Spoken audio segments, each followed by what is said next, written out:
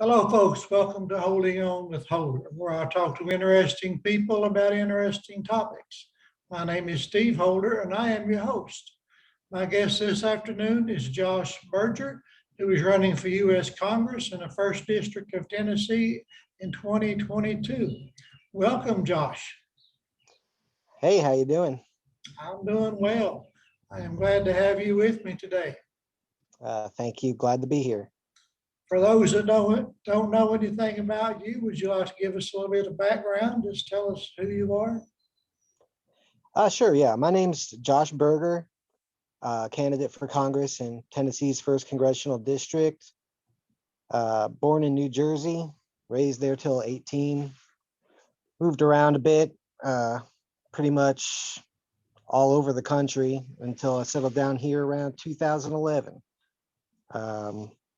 I'm a family man, working class man. I work in Gatlinburg, Tennessee, and I got 2 kids and a wonderful fiance, and we'll be married hopefully next month. Okay, congratulations. Thank you. So do you enjoy talking about politics? Oh yes, much to the chagrin of many of my friends and family, I do. Yeah. I know how that goes. So you ran for U.S. Congress in 2020. So what did you learn from all that? A lot. When I got into it, it was really kind of last minute decision. I'd originally planned to run in 2022. And when I started doing some reaching out to different people in the community, I found that there was a Green Party candidate for Congress. I spoke with him, and he had some health issues, couldn't petition to get on the ballot in time like he'd wanted, and asked me to take over as a write-in candidate for him, kind of at the last minute. So yeah, I did that, and it was an opportunity to get a feel for the process, start the ball rolling, maybe, get my name out there a little bit, start the conversation. But that was really more like a testing grounds. And I learned that communication, talking to people, getting data for people locally. Don't rely on what polls on the internet are saying. Just go out there and talk to people. Also, I learned that as a write-in candidate, you're pretty much invisible. Yeah, that's true. That's true. Yeah. So what makes you think you'll do better this time, Josh? Well, I've built an organization. I have a solid online presence. I have about 10,000 followers across social media.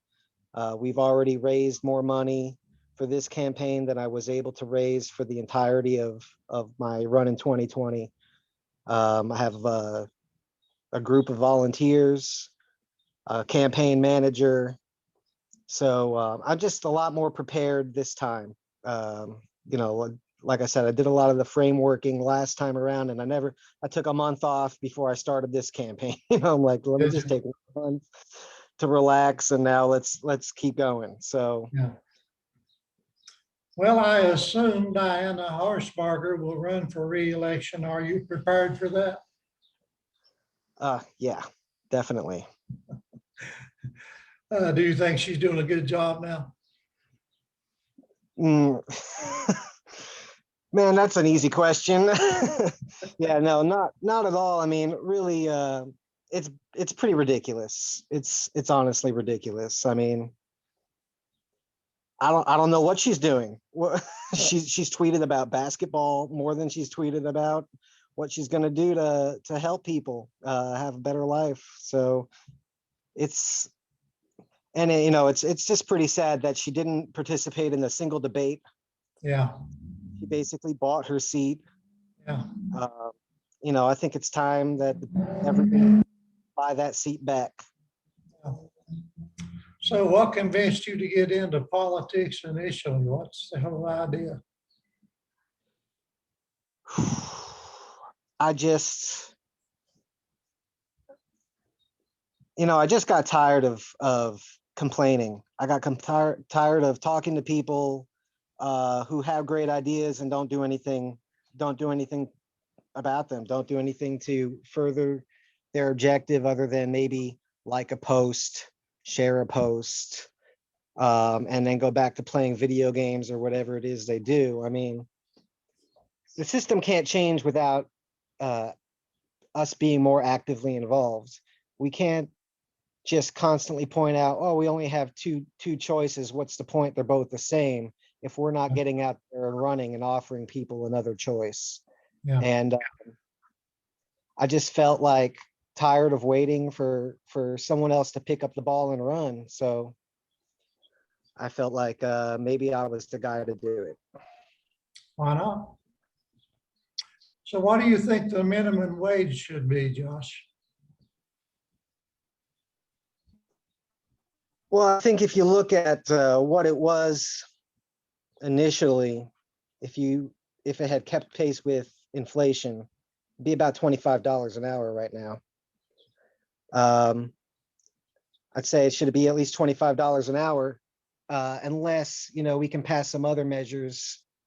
Maybe we could do a $20 an hour if we have a negative income tax, which is my signature proposal. It's called Living Wage for All. It's basically a negative income tax set at twice the poverty level.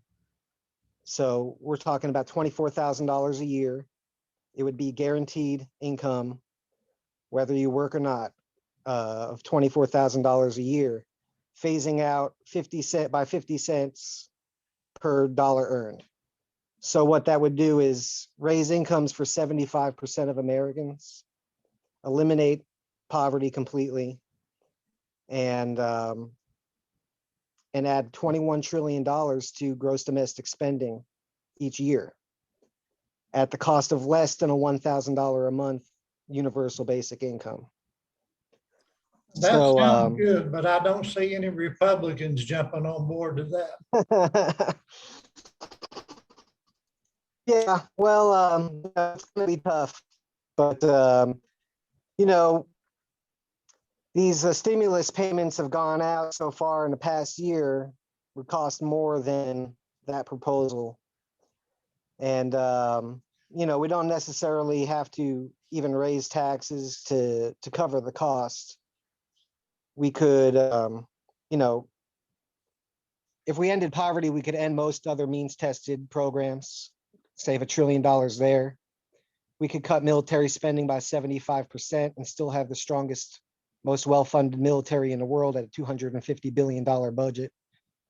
And we could end subsidies for corporations in the fossil fuel industry. That would give us another $1 trillion right there. So that's about 90% funded, just by doing those simple steps. It's going to be a challenge to get anything through Republicans that doesn't involve big corporate bailouts and tax cuts for the rich, but it's a fight worth having. Yeah, I agree. So what do you do for a living now? Yeah, I work in Gatlinburg, Tennessee, and I am a fudge cook. I flip fudge on a marble table. I'm going to have to come see you. So do you enjoy that? It's okay. It's not what I envisioned doing when I was a child, but for the area, it's not bad. It's not bad. I mean, it's allowed me to live in my parents' basement. So well, yeah. if you are elected, I'm sure you're going to get a good raise. Yeah. Yeah. And and I would be fighting for everyone else to get a raise as well. Yeah. So have you gotten your stimulus check yet? I did. I'm still waiting on mine. Well, and it's not $2,000, is it? No, it's not. I'm going to send them a bill for the other 600. Yeah. Now, you said you do have a campaign manager and some volunteers? Yes. Good. Yeah. Well, that certainly is important. I tried it without a campaign manager and volunteers last year, and It was rough. Yeah. Yeah. You need people to make the calls for you. You need people to knock on the doors for you.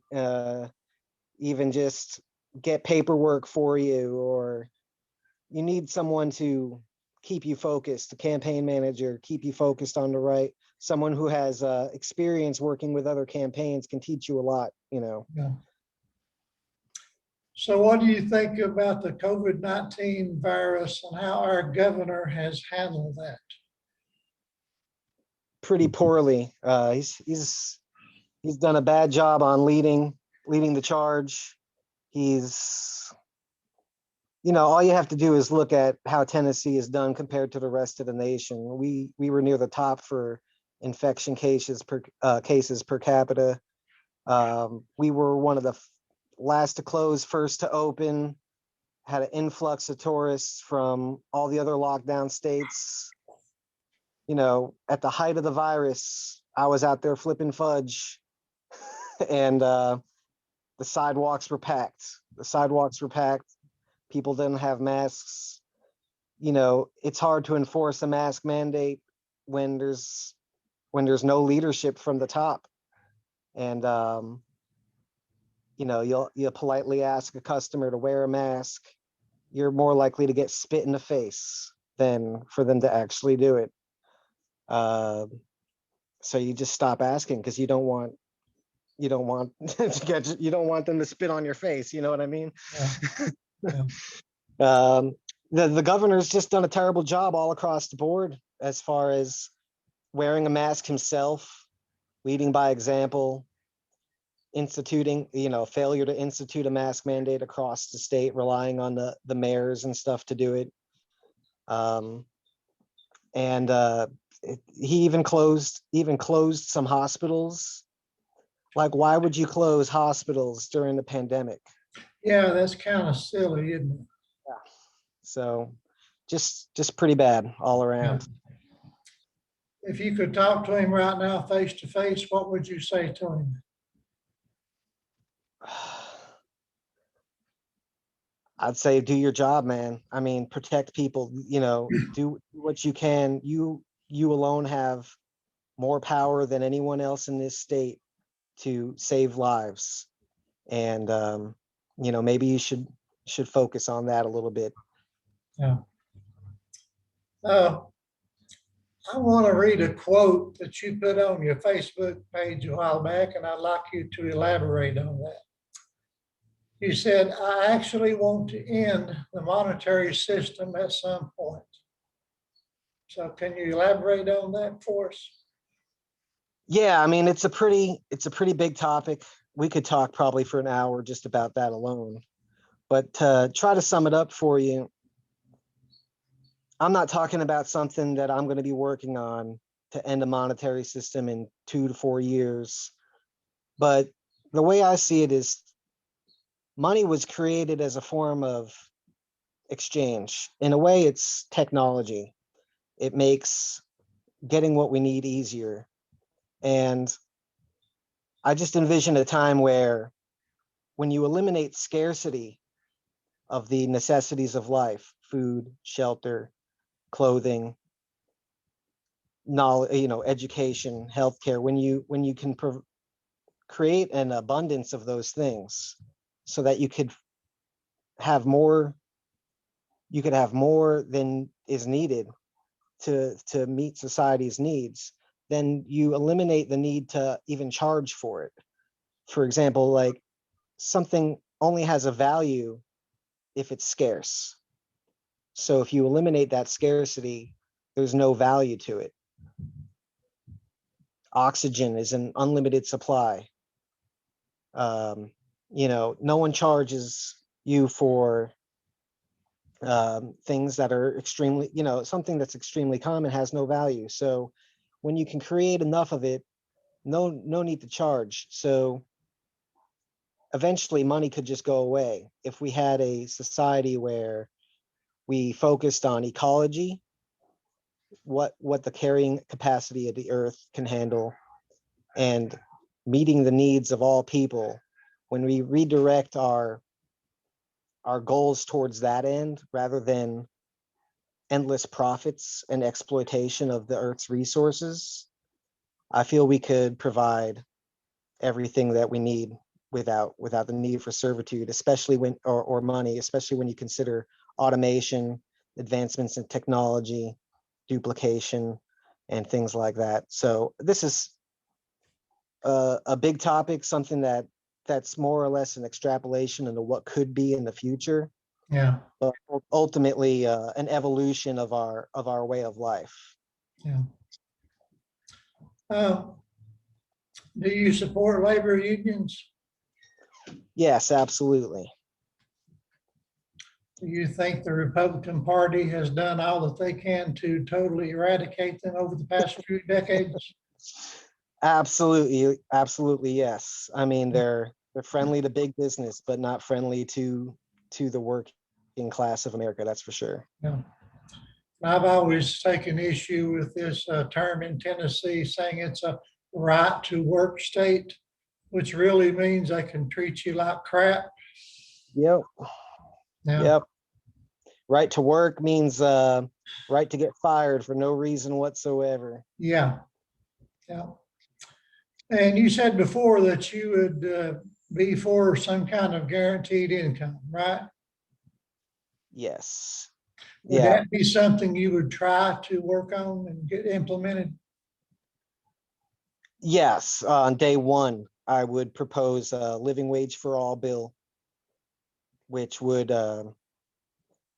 bring income rates to the negative side for anyone at or near the level of poverty, capping off at about 48,000 a year.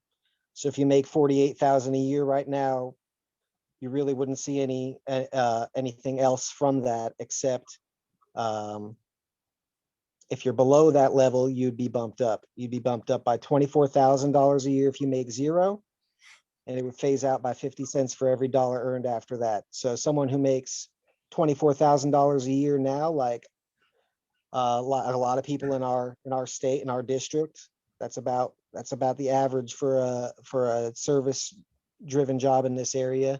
They would see an increase up to at least $36,000 a year. Now that, are you talking about the same thing that Blair Washington talked about last time, or is this something different? It's kind of a variation on that. So Blair Walsingham's idea of a universal basic income of $1,000 a month, one, it doesn't end poverty. $12,000 a year is a poverty level income. Yeah, Two, it gives money to people who don't need it. It gives money to rich people, wealthy people. They don't need an extra $1,000 a month. So why are we prioritizing them? yeah, And by doing those things, it costs over $4 trillion. She wants to eliminate all means tested programs aimed at those helping people in poverty. And in inclusion with that, add a regressive VAT tax, which, as we all know, those corporations are going to pass that extra burden that they have to pay through the VAT tax down to consumers, and we'll see increased costs across the board. yeah, So I solved those problems by doubling the amount, so it's $2,000 a month, targeting it towards those who are in or near poverty only, with a phase out. So by phasing it out, those who make money will receive less, but in the end, 75% of the population would receive increased income. It also comes with jobs guarantee program, $250 billion investment into affordable housing every year for 10 years, which would pay for itself after the 14th year of implementation and create a new revenue stream for the government. And I just think it's a better way to go. It's less expensive. It's $3 trillion compared to $4.4 trillion. yeah. And the benefits are immeasurable. Yeah. So have you heard, is Blair going to run again in 2022? I think she might be. I haven't heard for sure yet, but it seems like seems like that's probably in the Yeah. cards.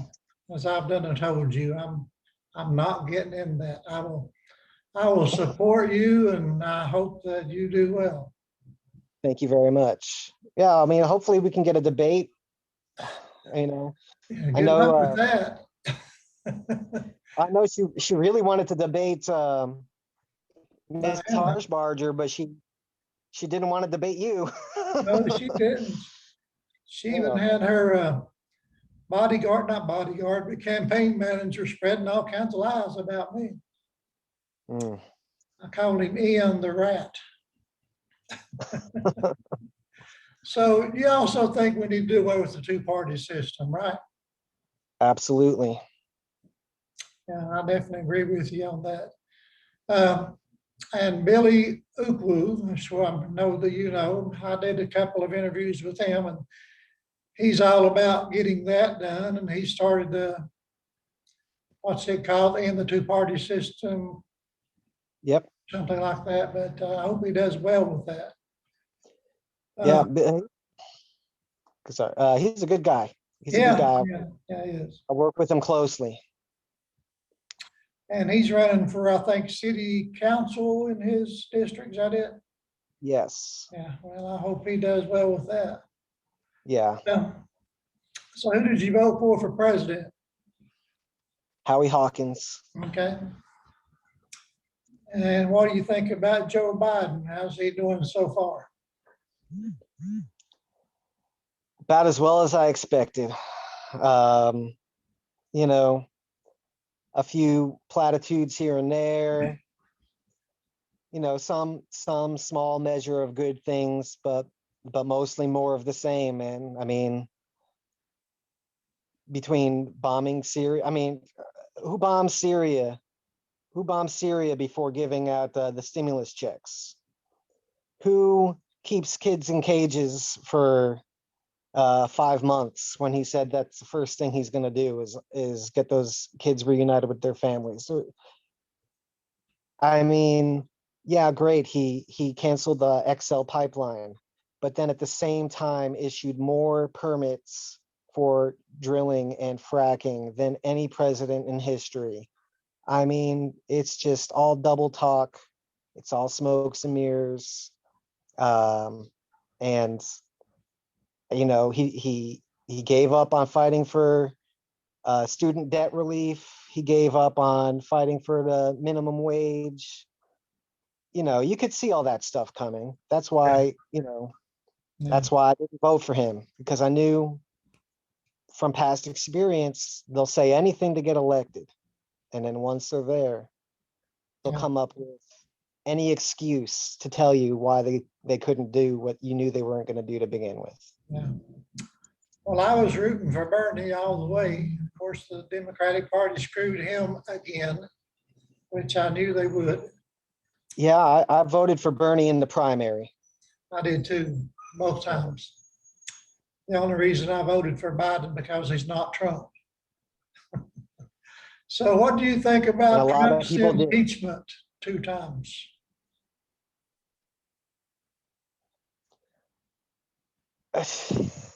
You know, I think you know, Trump was definitely impeachment worthy. Yeah. But I think that the way they went about doing it was again, it's just all for show. I mean, then I don't think they were ever serious about it. You know, the issues that they focused on to run with impeachment were not their best cases for impeachment. And you know, it's just more of that movie type Hollywood production that that the government seems to just get in on the theatrics of it all, but yeah, it's all just for show. They're all about the optics. No doubt about that. So what do you think about the present state of the world, Josh? It's in trouble. You know, I'm not going to sugarcoat it. We got less than a decade left before irreversible climate change. We have no signs of international conflict and tensions easing. We have an increasingly widening income gap between those who have and those who have not. We have elected leaders, if you could call them that, just acting like lunatics and children, and nobody's taking the seriousness of the position that we're in at this time to its full capacity. I mean, it's almost like, well, the old guys in charge, no offense to older people, but the people who've been in power for decades and decades, they've been alive for 60, 70 years. They just think, well, surely, every generation has said that we're only a few years away from this and always a few years away from that, but it never happens. But you can only kick that can down the road for so long before it finally, you run out of road, you come to a dead end. And I think we're fast approaching that dead end. So we need to reverse course. We need to change the system. We need to start at the grassroots, man. We need people like everyday working class Americans running for office all over this country and the world, because those are the people who understand the reality of the situation. Those are the people who have young children who desperately need a world to grow up in, and we don't have time to wait for these rich, privileged people who've done nothing for 40 or 50 years to make anything better. They're not going to suddenly start changing their tune now. It's time to take it back. Yeah. So you don't think it's going to get better anytime soon? I mean, I hope it will. I hope it will. I mean, as it gets worse, as things continue to get worse, that's our chance to make it better, because that's when more and more people are going to realize they can't sit by the sidelines and wait any longer. That's when people are going to realize that time is running out. And maybe that's what we need, that kick in the ass, so to speak, to get up and start doing the work. No one's going to do it for you. I mean, getting on social media and liking and sharing things and talking to your friends is great, but it's not going to change the system. We need to organize. We need to organize, and we need to get out there and just start supporting those real people who want to make a difference, not some rich person born with a silver spoon in her mouth who worked for big pharma and whose husband got thrown in prison for fraud, and doesn't give a shit about life after the baby's born. Only cares when it's in the womb, but once it's out of the womb, you're on your own. That's not going to get us to where we need to be. Tax cuts for the rich aren't going to get us to where we need to be. And working at shithole jobs for $10 an hour isn't going to get us where we need to be. We need to rethink our system from the ground up. We need to transition into a new world where the carrying capacity of the earth is in line with our operating system. When we hit a pandemic, we realized our entire way of life is incompatible with one virus. Yeah. As the world continues to get polluted, as these natural disasters continue to worsen, how is our way of life going to survive? We need to change. And I think as it's getting worse, people are starting to kind of come around. So hopefully that's the opening we need. Yeah. Well, as you know, the billionaires around the world are making a lot more money now that we have this pandemic industry, and it is an industry, and they are doing very well with it. Do you think it's time to let go of capitalism, Josh? Yes, I do. I think that we can't just flip a button and switch. I think we need to transition. We need to start with, I would say, baby steps, but baby steps kind of are not going to get us to where we need to be in time. But we need to start walking. We need to start walking up that hill to something different. And And I think eco-socialism would be the goal. Eco-socialism, where we have public means, public lands, public ownership of the means of production, and all related to ecology. Ecology is the most important thing right now. Our planet's dying. Without that, nothing else matters. Yeah. So it all needs to be related to our environment, how we fit into it, and how we can coexist. Man, nature, and machine, all is one. Yeah. Well, let's switch gears a little bit and talk about racism. Do you think we have a big systemic racism problem in America? Absolutely. Can't deny it. It's in every metric you can look at, every measurable statistic, from home ownership, home loans, high school graduation, college acceptance rates, incarceration rates, police brutality, CEO representation, minority representation among CEOs in politics. Just everywhere you look, there's systematic racism evident. Yeah. Yeah, it amazes me when people try to deny that. And I always tell them, our country was founded by, for, and about rich white men. And for many years, only rich white men could even vote. And, if that's the foundation our country was built on, how could the system be anything but racist and classist? Doesn't that make sense? Yeah, Yeah. absolutely. I mean, just look at the gerrymandering they do right now with the way they have the districts laid out in the counties. I mean, it's all there to suppress, and where they put the polling stations, closing polling stations down in minority neighborhoods, making it difficult for them to vote. I mean, it's obvious that they're just trying to suppress their representation, and those who deny it, I mean, those are unfortunately some type of people who don't want to look at reality. They just want to believe what they want to believe. Yeah. And there's going to be people out there who'll do that on any number of subjects. There's a lot of ignorant people out there. Yeah. But I do think that people are waking up a little bit to that too.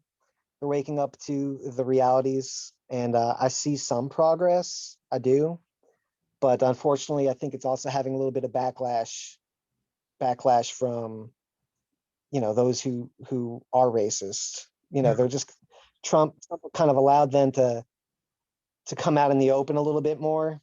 Yeah, and definitely. and their bark is pretty loud, but I still think they're the minority. I do think they're the minority, and I do think that the majority of people are not racist, and a lot of them are, especially the younger generation. They're more accepting. It's just the system we're in is undoubtedly racist. Yeah. It's up to us to change that system. Yeah. And the trial that's going on right now of the cop that killed George Floyd, the outcome of that is going to make a big difference in what happens next in our country as far as racial tensions. Because he needs to be put away in prison for murder. But I doubt very seriously if that's going to happen.